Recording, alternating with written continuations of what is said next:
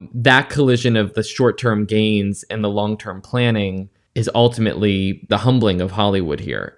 I have yet to find any executive who has said to me, I'm really disturbed by what's happening and I want to do something about it, whether it's try to move more of my business away from there, I want to make a movie about it, something that kind of proactive, I have yet to see.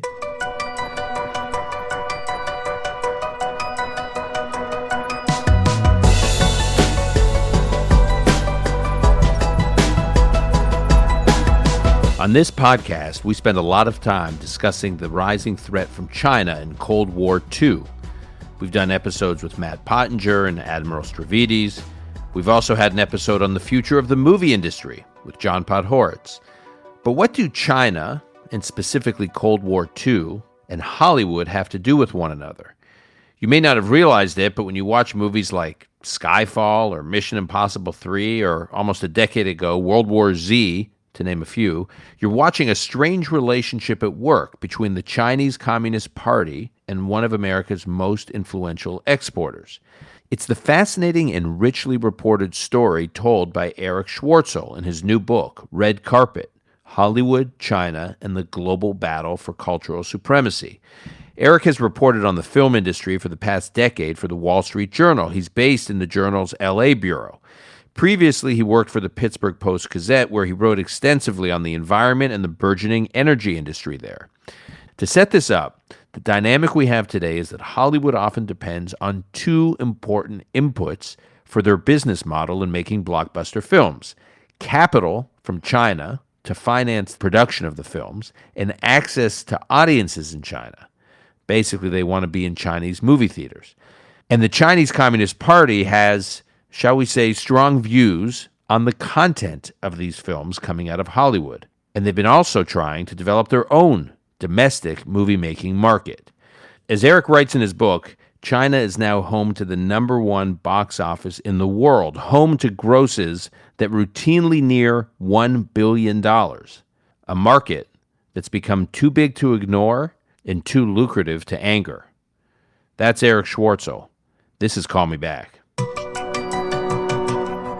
And I'm pleased to welcome Erich Schwartzel of the Wall Street Journal and author of the just-released Red Carpet: Hollywood, China, and the Global Battle for Cultural Supremacy to the podcast. Erich, thanks for joining us. Hi, I'm thrilled to be here. Thank you.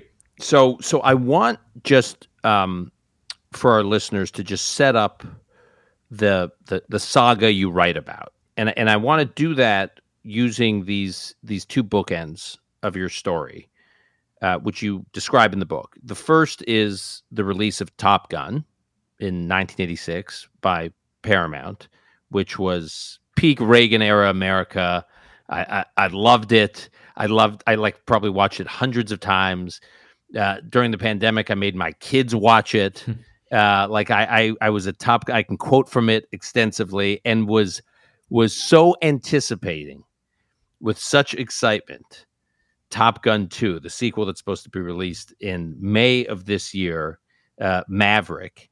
And after reading your book, I'm kind of heartbroken about my sort of pathetic anticipation for the sequel to Top Gun. And Yikes, I've ruined Top Gun for you. You ruined that and many movies for me, but I don't want to digress. I don't want to hold it against you. So can you explain what happened as it relates to Hollywood and China between the release of the first Top Gun and the second or the upcoming release of the second Top Gun?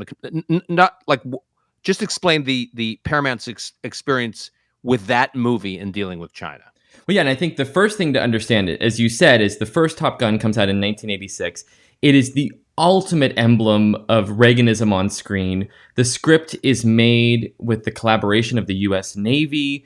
And not only that, but it also is such a symbol of the power of cinema. I mean, Ray-Ban sales shoot up after that movie comes out.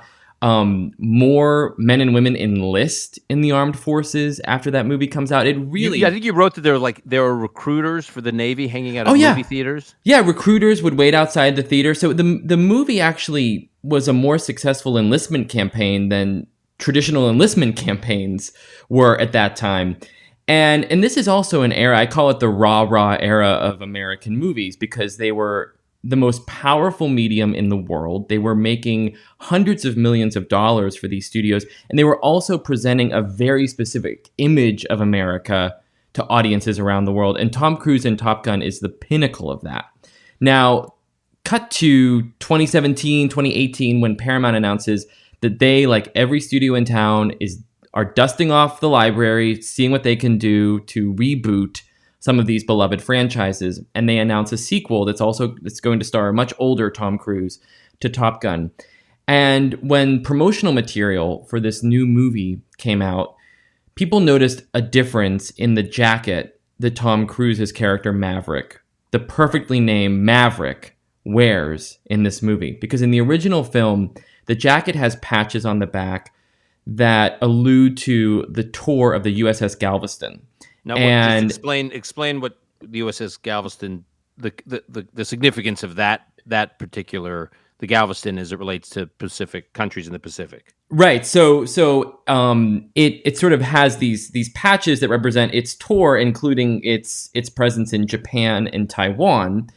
And whenever Tom Cruise suited up in the original Top Gun, that was not a problem. However, a very big change had come to Hollywood between that Top Gun and the new Top Gun, and that is the fact that China's box office was growing to become the largest in the world. And in those 20, 25 years, 30 years, China had made it clear that crossing it politically was going to result in economic ramifications. And so when Tom Cruise suited up a second time in the economic reality of 2018, those patches were removed because there's, as you know, better than pretty much anyone, there are a lot of territorial issues with Taiwan, and Japan and China have always had tensions over the past several decades. And so the Chinese audience might not show up if those patches were there.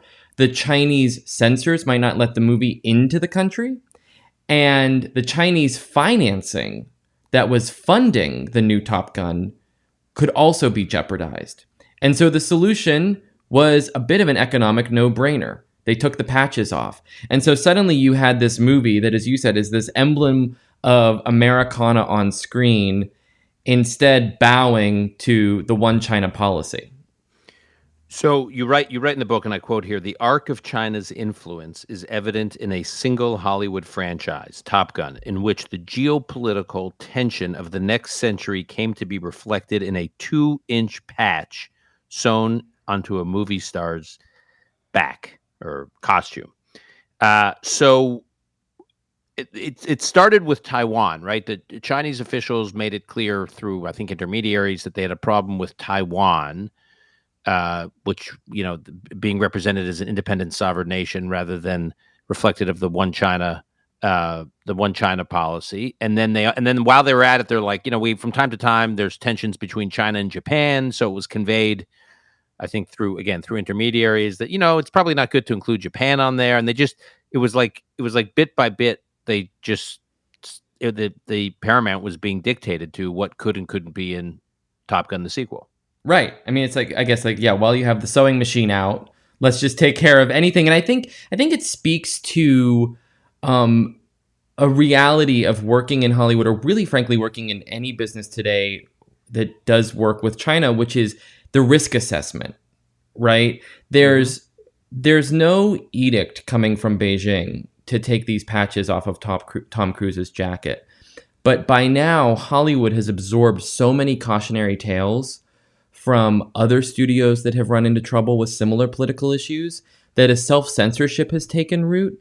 And I also think that the risk assessment with a movie as big as Top Gun and one as expensive as Top Gun, which will cost about $150 million to produce? I'd say probably more than 200. And Wow. Then when you add in marketing and advertising, it gets probably close to 300 in total expenses.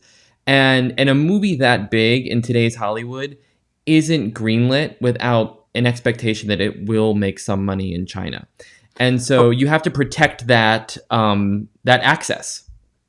Okay. So I want to then move back. First of all, you and I talked previously about I just want to spend a minute on the role that American film has played in projecting America's story globally. It's a big topic, but I just want to just do a minute or two because I think it's important for some of these films we're going to talk about, and then what China tried to replicate. So can you just describe, and this will be familiar to a lot of our listeners, but can you just describe the role that Hollywood plays in the global perception of America? You write about Joseph Nye, talking about American soft power. Yes, one of my favorite experiences of reporting this book was asking Joe Nye if he has seen a Transformers film. So, yeah, not a question I think he's ever gotten before. But you're absolutely right. And it starts in World War I, when European film capitals that until then had been more sophisticated than America's entertainment industry really had to hit pause because of the fighting that broke out across the continent. And so during World War I, we saw America really quickly catch up in terms of the kinds of movies it was able to make. And then around World War II, you had this shift toward the movie being some kind of, really frankly, being a soft power tool. Because after World War II, with the start of the Marshall Plan, movies were shipped to Europe to either convey the argument for a unified Europe or to celebrate the glories of capitalism or democracy. There was this idea that movies could serve a function beyond entertainment. And I think also that is where we really started to imagine Hollywood as a de facto arm of America.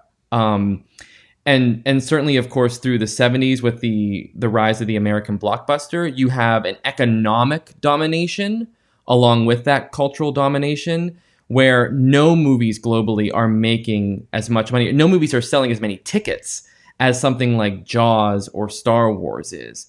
And then the 80s is a fascinating time too, because the movies are being shipped around the world. They're selling more tickets than anyone, but they're also being kind of conscripted into broader ideological battles, right? Like, remember all of the movies around that time, around the Top Gun time, where the Soviet villains were portrayed on screen. And I think Hollywood today is a little out of step with the expectations that were set over the last century, because when you talk to executives here in Los Angeles today, they see themselves as, frankly, running global companies, not necessarily running companies that should be doing America's bidding or really that worried about making sure they're presenting America in the best light, because the products they're putting out in the global marketplace are selling tickets to people around the world. But because we have this history, especially during wartime, of seeing the movies as these soft power vehicles, I think there's still an expectation, and that's why so often news of like a Top Gun censorship rubs so many people the wrong way, because it's not what we've expected the movies to do. Yeah, my friend Roger Bennett, who's a sports journalist from England, from Liverpool, who now lives here in New York, and he became obsessed. He recently came out with a book called Reborn in the USA, which came out around July 4th, and he talks about growing up in Liverpool and falling in love with America through like Miami Vice and through different movies, and that became America to him, and that was part of one of the reasons, one of his big motivations for wanting to come here, that so many people around the world understood America through this content. Oh, exactly. And it was I think it's Joseph Nye who coined the phrase "an empire by invitation." Right. So take us to China during the second half of the 20th century, and particularly Mao. So Mao Zedong's rise and the way he viewed the role of creative arts in Chinese society. So so we see a template set by Mao that is still followed today, and this is clearest in a series of lectures that he gave in 1942, where he, in describing his ideal communist state, talked about art's role in it. And he said, there is no such thing as art for art's sake. It is, art will serve the state. And so there's even these stories of during the Cultural Revolution, if there was a painting of, let's say, like a pastoral scene, like a rural farm or something, they would take that off the wall and then paint power lines atop the scene so that it looked like it was reflecting the boom times that they were living through. And there's this museum, I'm not sure if you've been there, it's quite popular among visitors, but there's a museum in Shanghai of propaganda art throughout the decades. Yeah. And it is just fascinating because it shows you just how closely state-sanctioned art has mirrored government priorities in China. You know, you can walk through it and it's all laid out chronologically. So, you know, during the civil rights unrest of the 60s, all of this Chinese art is produced highlighting the inequities in America for African Americans as a sort of veiled commentary on how messy that system is compared to the egalitarian communist system. You know, in the 80s and 90s, when China wants to bolster its space program, there are suddenly posters everywhere of people zipping through the stars. I mean, there really has always been like two sides of the same coin. I remember, and so this was very helpful for me because I started to see it in the movies that China was making as well. I have a story in the book about going to Shanghai in the summer of 2019 and staying in a hotel that would get copies of People's Daily, the state media outlet. And I was reading it over breakfast one morning, and there was a little feature about Xi Jinping, about Vladimir Putin sending Xi Jinping ice cream for his birthday. And later that night, I went to a party for a movie that was coming out. There was going to be the first ever Russia-China co-production. And it was about how the two countries work together on screen. So we started to see on screen a reflection of the kind of the bilateral agreements or the government priorities that China was curating off screen as well. And so after the Cultural Revolution, we start to see an intrusion because in the 90s, as China's economy starts to open up more generally, and you have sort of the post-Mao era, the Deng Xiaoping era of like opening up to the world, Hollywood starts to come in, and suddenly this there is no such thing as art for art's sake model has to contend with the appeal and competition of this American medium that over 100 years has become so culturally dominant. And I think you say that up until 1994, their Chinese movie theaters were largely closed off to American films. Right. So, and there were very few. I mean, it's hard to imagine given the population, but it was a dramatically under-screened market too. And today, China is the largest box office in the world for U.S. films, right? It is. Oh, not for, well, I don't know. I guess it would be for U.S. films in COVID times. They sell more tickets and make more money on ticket sales than any country in the world. And they have more screens now as well. Okay. So now I want to fast forward to 2008, which seems like a key moment. It's weeks after the 2008 Summer Olympics, which is timely because here we are now back in the Olympics in China. While we're recording this. So it's 2008. It's just after the 2008 Summer Olympics. Chinese officials visit Hollywood. And this is, as I said, it's a pivotal moment in your book. Tell us why they came to Hollywood and what they were trying to accomplish. I couldn't believe this when I found it. So in 2008, I'd say the Chinese box office has shown some real promise. We've seen movies like Titanic come out and do really well there. And it doesn't take a Harvard MBA to see that there's a lot of growth there. And China's obviously pounding its chest with the Summer Olympics, and they're just sort of meeting a moment in history there.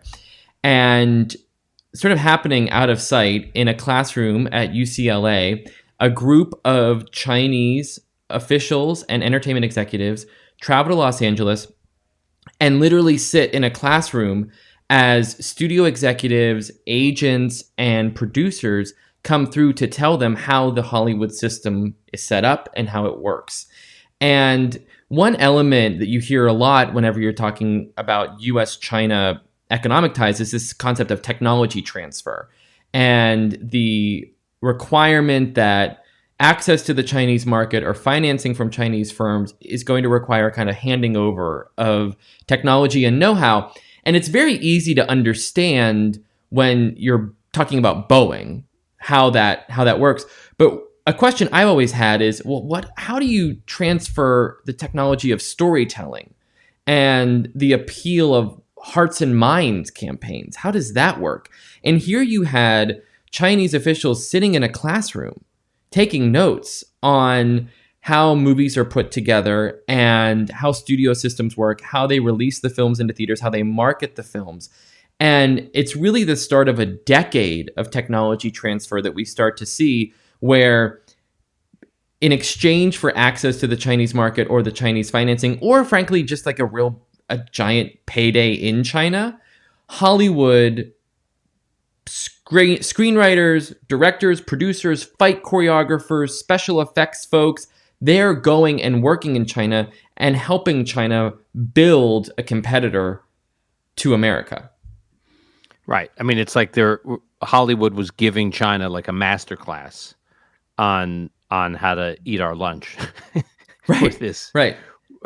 with this amazing American export. Okay, so now let's go back farther to the mid 90s. Mm-hmm. And the significance of the Disney movie Kundun. Is that how you pronounce it? Kundun? Mm-hmm. Kundun, yes. The release of the Disney movie Kundun.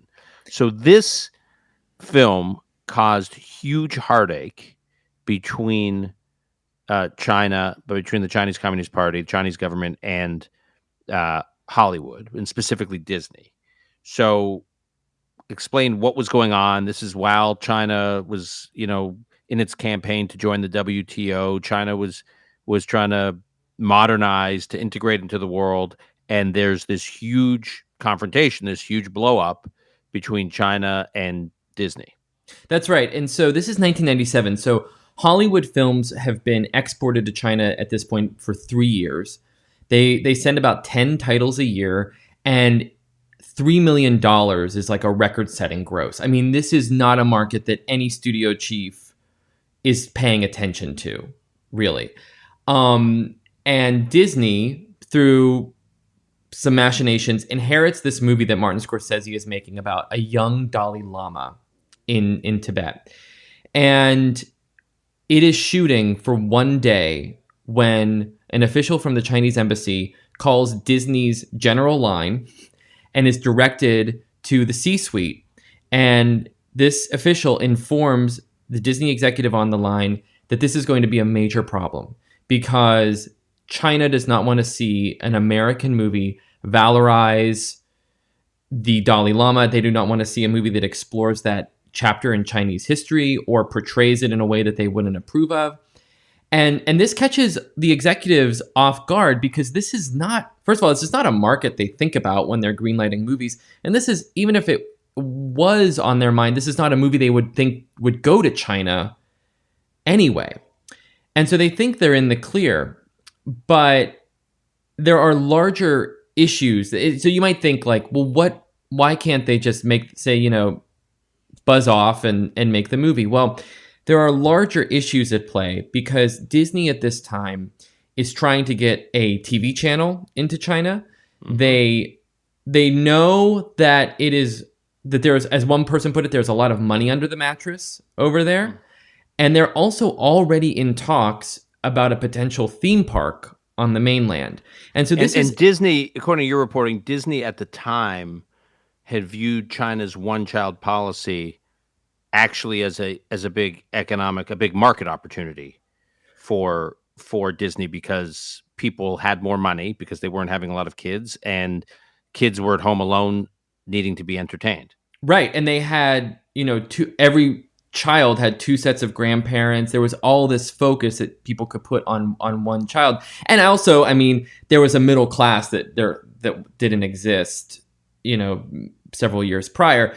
And so, but what was so fascinating is it was very clear from that phone call that the making of this movie, Kundun, jeopardized all of it. So here you have this conglomerate worth billions of dollars, and nestled deep, deep, deep inside it is this contaminant that is just going to grow like a crack on a windshield and potentially threaten all of that promise. And Disney's in a tough spot because it's Martin Scorsese. if they just cancel the film, they'll be tarred as, squelching free speech and free expression in Hollywood. But they also know they have to maintain warm relations with this country that they know in 10 or 20 years is going to be this massive opportunity for them. And so this executive I spoke to calls the man they happen to have on retainer for such issues, who is Henry Kissinger. And he and Henry Kissinger fly to DC to meet with embassy officials and explain to them why it would be bad for this movie to just be canceled or to be buried. And also that there would be a bit of a Streisand effect, right? Like you would just end up, more people would be talking about it than would otherwise. And so the movie comes out, Disney intentionally buries it. They release it on very few screens and then use that low performance to justify not expanding it further. And still, nonetheless, Disney is banned in the country for making it at all. Now, yeah, go ahead. So, it's not until more than a year later that the CEO, Michael Eisner, that's what I want to get to. Has to fly Michael over. Eisner, 98, goes to China, and he thinks he's going to clean the whole thing up, right? And he thinks the fact that they released this film without a lot of fanfare, which meant that in Eisner's view, no one really saw it. So, like, hey, we're all good now, right? Right. He says there's a transcript of it that is really eye-opening, and he says, the bad news is we made this movie. The good news is nobody saw it. I mean, it's really... The quotes in the book, it's incredible. He really just throws the company's entire creative ethos under the bus. And at the same time, the Chinese official he's meeting with, Xu Rongji, he is also trying to use the situation. He's the mayor of Shenzhen or Shanghai. He was the mayor of Shanghai. He had been elevated to a higher role by the time Eisner went to meet with him. I see. And he himself was using that meeting for his own leverage because China at this time, if you can believe it, was desperate to get a Disney theme park. They thought the Disney theme park would be the ultimate emblem of their economic miracle. And so he, in this meeting, is advocating for a Disney theme park while Eisner's trying to get back into the country at all. And eventually Disney obviously is allowed back into the country. And lo and behold, some 15, 16 years later, Shanghai Disneyland opens. So I speaking of this transcript of this meeting, so there's this amazing quote you have in the book where Zhu, the Chinese official, says to Eisner, quote, "I very much admire your courage in correcting mistakes and the efforts you've made to promote the Chinese-American friendship. This also proves that you're a very far-sighted businessman, and it's also an important factor in ensuring the success of the Disney company." And then you put in your own words, effectively what Zhu was saying to Eisner is, nice company you've got there. Shame if something happened to it. Yeah, we see even back then. I mean, and this would have been pre-WTO. We see China understanding the economic leverage it has over all of these companies. That's what I'm struck by is how self-confident the Chinese official is in his conversation with an extremely influential senior American/global media executive. Right. Oh, absolutely. I mean, I think at some point, Eisner's trying to explain why a theme park doesn't make sense at the moment because a Disney theme park only works if you've introduced children to the characters and you've kind of seeded affection for them over time. And the Chinese official says, "Oh, but we've got like 1 billion people. Like someone will show up, I mean, there's just this consumer force behind all of these decisions that even today, and I think this is why in many ways Hollywood is an early student to what the NBA, Tesla, H&M, Intel, Nike, all these companies and sectors have had to learn, which is there's a consumer base there too lucrative to give up. So, and then you also write about 2 other films that were released right around there, 7 Years in Tibet, and the other one was Red Corner, Richard Gere's Red Corner. So can you just briefly just describe the significance of those 2 films, that and the role they played while this was happening during this period? Right. I mean, it's insane that these three movies were all coming out the same year. But 7 Years in Tibet was being released by Sony, which ran into very similar issues, where it was not a matter of this movie not getting into China or showing in China, but it was about China's potential at disrupting its larger electronics business and its supply chain issues. I mean, this is something that I think today, like Apple, would have to Right. think quite a bit about, right? Those companies that not only have a consumer base to worry about, but just a supply chain manufacturing arm to worry about, and so that Sony also had to do its part to try and get back into the Chinese good graces. Interestingly enough, it required buying a lot of gifts at Tiffany's in Beverly Hills and presenting them to the local consulate.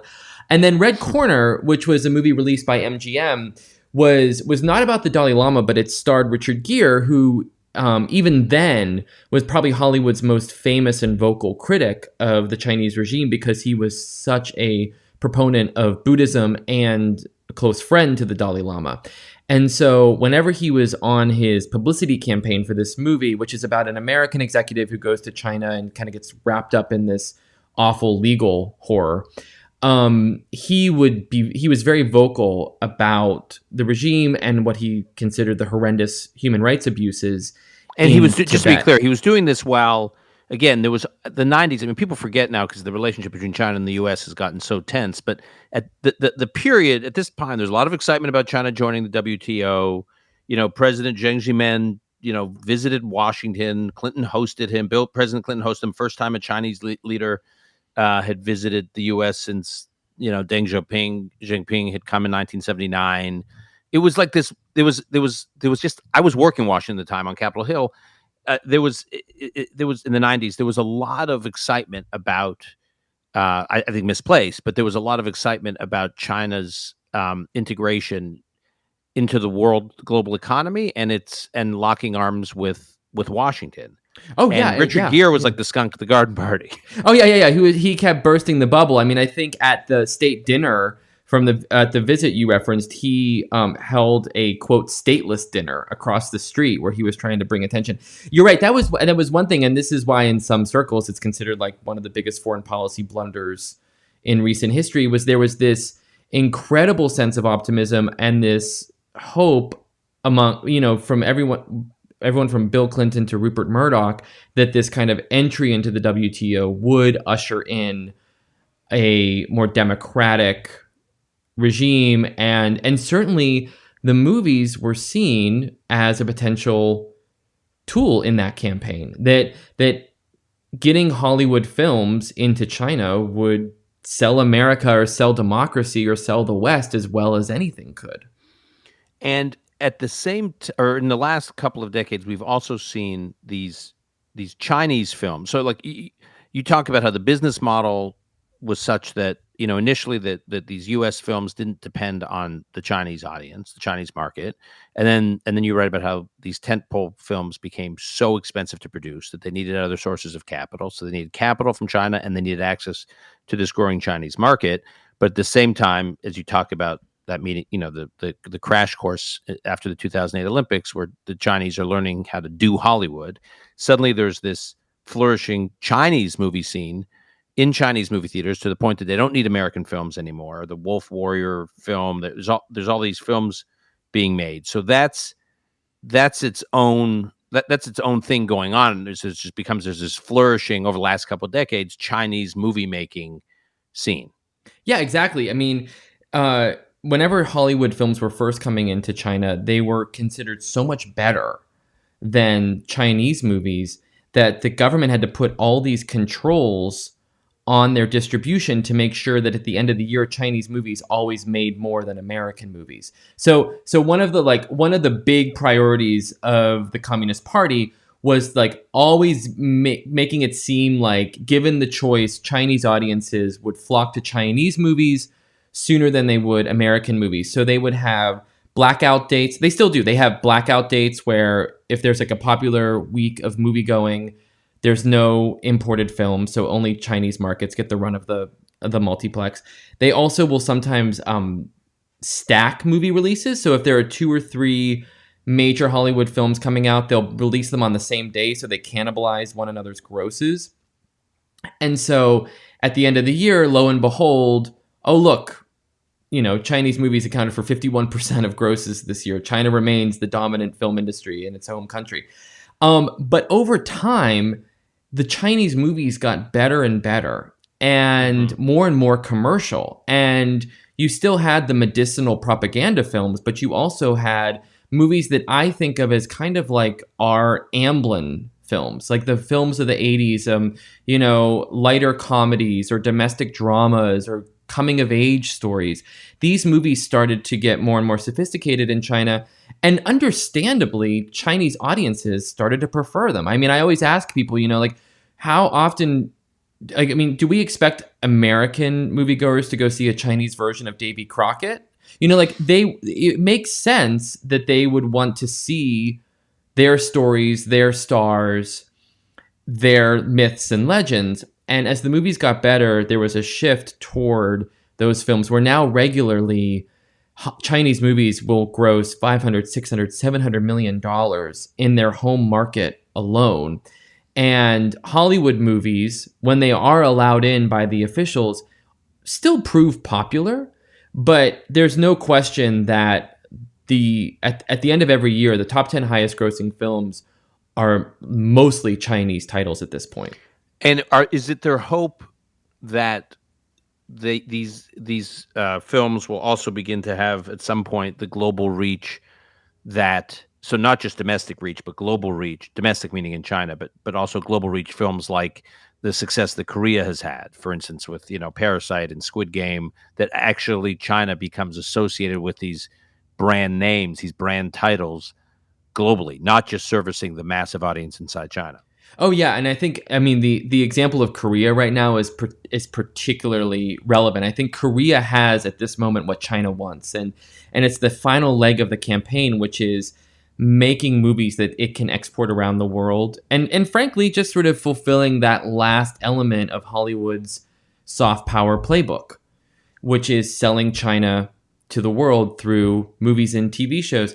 And so I think sometimes in Hollywood, I run into executives who are very complacent because they say, probably accurately, Chinese movies are never going to catch on in America. And partially that's true because American audiences have traditionally been resistant to foreign entertainment. I mean, Parasite only happens once every decade or so, right? Mm-hmm. But there are other parts of the world, particularly where China's influence and presence has accelerated in recent years through the Belt and Road Initiative, where that's not the case. And so I spent some time in Kenya, where there's, obviously well-documented Chinese train stations going up and new roads. And, you drive around Nairobi and suddenly you end up at the Great Wall Apartments and you can stay at a hotel that prints receipts in Mandarin. The Chinese presence is just everywhere. But there is a soft power complement to that campaign that is, I think, underappreciated. And it mostly, I'll keep this to Africa. It's happening elsewhere, but in Africa, there's an initiative known as the 10,000 Villages Project, which is operated through a Chinese satellite dish company called StarTimes. And it is setting out to wire 10,000 African villages with low-cost satellite dishes that pipe in Chinese movies and TV shows. So I have to say, the most memorable moment of this entire reporting process was walking in to an apartment in Suswa, Kenya, which is 2 hours northwest of Nairobi, rural inner Kenya, and seeing a family pass the afternoon by watching a Chinese soap opera. And I would say there wasn't necessarily a wholesale replacement of American entertainment with Chinese entertainment. I think it was best characterized by this young 4 or 5 year old boy I met whose hero was the Monkey King, but his other hero was The Rock. So there's a bit of a coexistence right now. Yeah. But then when you talk to Kenyan officials, it becomes about a much broader conversation about what superpower are we going to align with. And this was in early 2020. I was there, I think, the first time Trump was being impeached. And when you talk to the officials, there was the sort of like the conversations we have in foreign policy circles about democracy versus authoritarianism were happening in a very literal way and in a very kind of grounded way in these offices, because they had CNN on TV and they were watching Trump be impeached and looking to me, the American reporter, and asking if that looked like the best system. Wow. Okay, I want to go to the story of Chloe Zhao, who is an American. I think she immigrated to the U.S. from China when she was very young, as a kid, and she ultimately was nominated for Best Director for Nomadland last year. Can you tell us her story and where it fits into your story?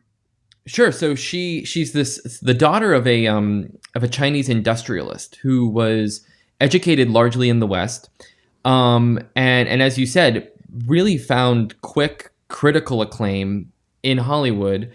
And yeah, it was last year she was nominated and the clear frontrunner for Best Director at the Oscars for Nomadland.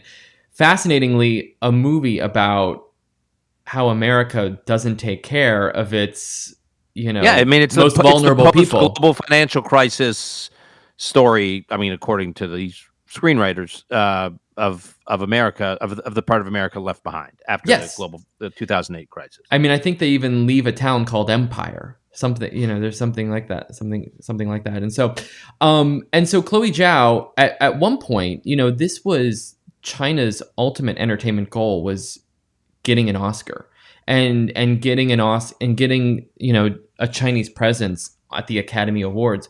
And whenever her nominations were first announced, the state media took her up as a cause and said, she is the pride of China.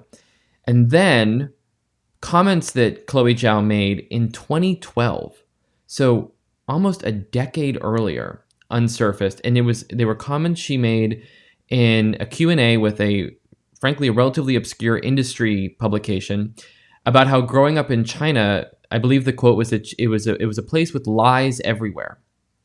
And she was critical of China. And these comments spread through Chinese social media. I think there's like one thing that explains a lot of these, sort of company, the furious backpedaling you see a lot of companies do right now is the nationalist mobs on Chinese social media that can be activated by these kinds of things. And Chloe Zhao became a target of these online mobs, some of whom seem to be supported by or amplified by the government, some of whom seem to be, just general nationalists.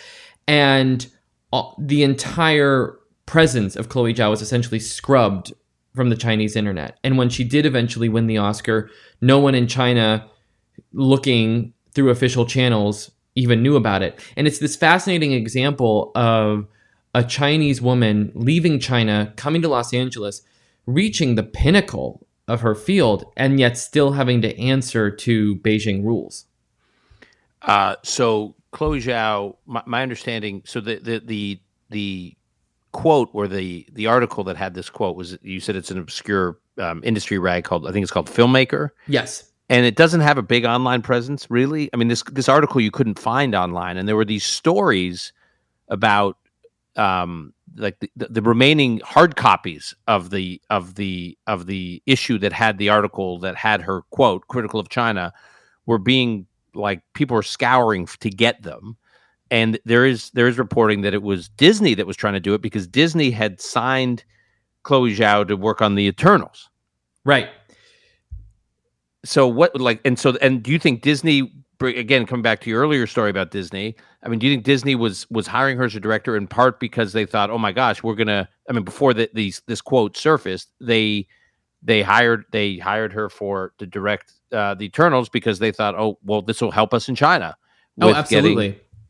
I'm sorry. Yeah, but absolutely. I mean, and I think, and same goes for the Marvel movie that preceded that, Shang-Chi and the Legend of the Ten Rings. That movie was certainly greenlit with an expectation that it would do well in China, that it would help its play in China. Ironically, Shang-Chi did not get into China, and the Eternals never played in China either.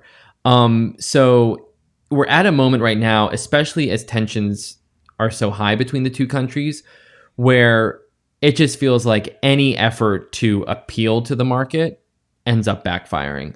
And it's so interesting because I remember whenever the Chloe Zhao Oscar controversy was happening, really the stakes were much higher because she had this Marvel movie coming. It was another case of, it would be one thing if Chloe Zhao wanted to stay an independent director making movies like Nomadland. She might be able to speak out a little bit more. But she wouldn't be able to work with major studios because those comments would just essentially turn her radioactive. So just closing things out here, in the last several years, the plight of the Uyghur Muslims in Xinjiang province and the labor camps, concentration camps that exist to brutally repress this Muslim minority in China have become a front and center story, which really, whatever was going on, was not a front and center story when during the episodes that you're reporting on. Obviously, there was Tibet. I mean, Tibet as a crisis goes back, all the way to 1949. Right. But and you had the Chinese army going into Tibet, and at that time, and rounding up people, putting them in Tibetans, putting them in re-education camps. But for that, and then which has been well studied, and then obviously Tiananmen Square, 89, well studied. Until you had the Uyghur Muslims, you didn't have enormous focus, as much as it warranted, on human rights issues in China. At the same time as you write about that Hollywood becomes so dependent on China. So when you talk now to Hollywood executives, both for your reporting and then for the book and for your reporting generally, does this make them uncomfortable? Like, do they realize now, like, they just can't kind of look the other way? I don't think so. I think that the answer remains, it's a global market. It's not my job to police human rights abuses in foreign countries. And if I started to have moral qualms about where we release movies, I'd have a very, very small footprint. I will say I do notice a difference. I wouldn't say it's quite Jekyll and Hyde, but I do notice a difference with those who have been out of the studio system for a while. I have talked to several former high-ranking executives who I think have a combination of sort of moral weariness and also just a sense that they got played. And that what had worked in the short term and what had maybe helped them win the quarter is ultimately planted a bit of a poison pill in the industry at large. And so I think there's a frustration there too, that they were put in a position to think on a quarter by quarter basis while working with a country that very casually talks about 5,000 years of history. And that collision of the short-term gains and the long-term planning is ultimately been the downfall, really the humbling of Hollywood here. And so but to be honest, I have yet to find any executive who has said to me, I'm really disturbed by what's happening and I want to do something about it, whether it's I want to try to move more of my business away from there, I want to make a movie about it, something that kind of proactive, I have yet to see. And lastly, you talk about what a number of these executives say now that they're learning what it means to really do business with China. Even though Hollywood tends to be a pretty partisan town, whose politics are pretty liberal, they will quietly or, anonymously say that they thought that Trump, for all his flaws, was onto something in terms of sharpening the differences with China. Oh, that's right. Yeah, that is, I would say, that is the one thing most people in Hollywood give President Trump credit on is a lot of them just because they, by the time Trump took office, had been for more than a decade dealing with the lopsided deals, the requirements, the provisions to have state-backed partners, to never allow majority ownership, all of those issues that the broader business community has complained about recently, Hollywood has had to deal with as well. And I do think that is one thing that folks out here in liberal Hollywood would concede. They think Trump was right about. And what's been interesting is that since Biden took office, Biden, who played a significant role in expanding Hollywood's access to China. Right. Wasn't he, when he was vice president, he was responsible for negotiating the quota? He did. So he and Xi Jinping, who was then his counterpart, who was not yet president, got together in 2012 and personally negotiated an expansion to the number of movies that China would allow into the country. And that is essentially what allowed every studio to guarantee that all of their major releases would get into the country. And so Biden has a history with this topic, but since he's taken office, I think in part because the studios during the Trump years just tried to duck and cover. They did not want to be swept up in the broader trade issue. But since Biden has taken office, it has been very quiet.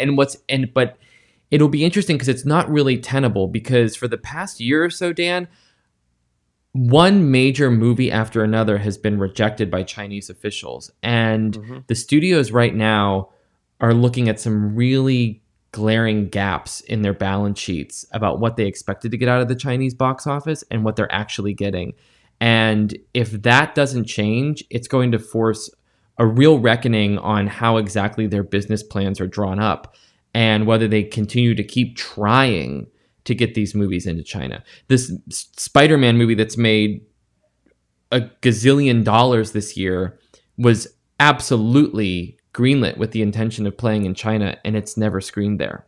And it's grossed something like $1.5 billion or something, so it's done just fine. But you right that they had penciled in generating a few $100 million in China, and they still can't figure out, Marvel, whomever, like the studio, they can't figure out why they don't have access on Spider-Man, right? Right, and they don't really have recourse either, and because when a decision is made, not to allow a movie in, it's not like a memo goes out saying, and here's why. For years now, Hollywood has kind of had to cobble together its own rule book just by looking at decisions that are made and trying to divine, and back channeling to officials who they know on the ground, but really just trying to divine what the officials are thinking in that moment. And right now, there's nothing they can really do. And if you're a studio that eventually wants to get a movie into China, you're not going to be the one that says, hey, what's going on here? Right. Erich, we will leave it at that, but we're going to have you on because, as I've mentioned to you, the story of your book is interesting. It's very interesting, but will only be more interesting is the reaction to the story of your book, which I think will be its own story, because I think it's it'll hopefully be a catalyst for a lot of important conversations. So we're going to need you back on this podcast anytime once you're out there with the book for a while. Anytime. We can have a group viewing of Top Gun or something like that too. Yes. Sounds great. All right. The book is Red Carpet, Hollywood, China, and the Global Battle for Cultural Supremacy. Erich, thank you so much for joining the podcast. We'll post a link to the book in the show notes. Great having you. My pleasure.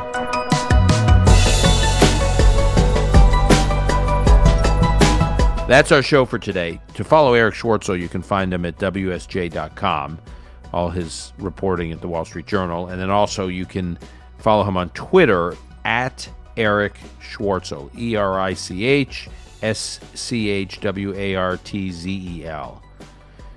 And of course, you can purchase Red Carpet, which I strongly encourage you to do, at your favorite independent bookseller or at barnesandnoble.com or that e-commerce site that I think they are calling these days Amazon.